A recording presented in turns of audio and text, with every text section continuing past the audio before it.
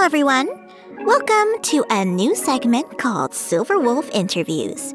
In this series, I will be asking simple questions to many people of various backgrounds and from all over the galaxies. Our first guest, much to someone's dismay, is Jingliu, the former sword champion of the Luofu, now walking on the fine line between sanity and Mara-struck, diligently pursuing the old aspirations of yesteryear. Glad to have you on as our first guest, Sword Champ. Thanks for, agreeing to not kill Blade for a sec and coming on the segment. The blindfold renders me sightless, but it doesn't mean my insight is limited. You have many questions in your heart, hidden between shifts in tone and intakes of breath. Curiosity is like a blade. You might as well ask them. Alright, first question. I've heard tales of the High Cloud Quintet. I, too, have listened to a few of the recountings when passing by Starwatcher Avenue. Unfortunately, I do not recognize any of the characters in that tale. Where is your sword?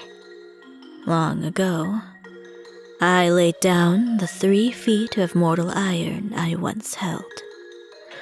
When your swordsmanship reaches a certain level, you will understand.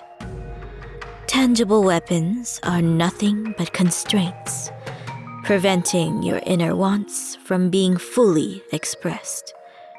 For a blacksmith forging weapons, these words might seem like travesty. It's said that you taught General Jingliu his swordsmanship. Correct. There are still those who are of the opinion that Jingliu is a master of tactics, but not the martial arts. I once thought the same. However, when I first taught him, he asked me a question.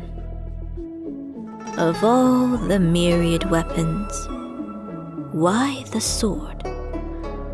I asked the same of my master.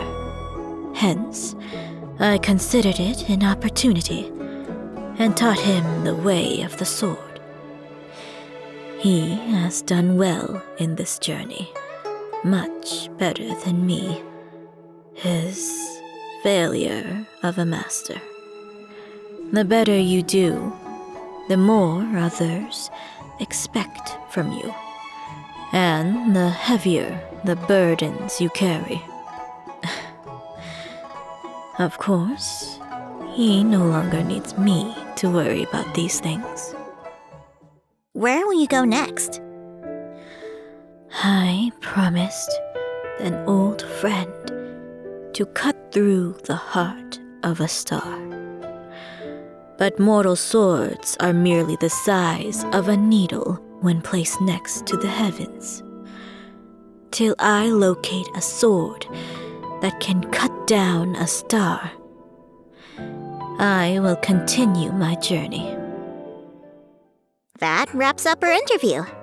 Thanks for taking part and being our first guest.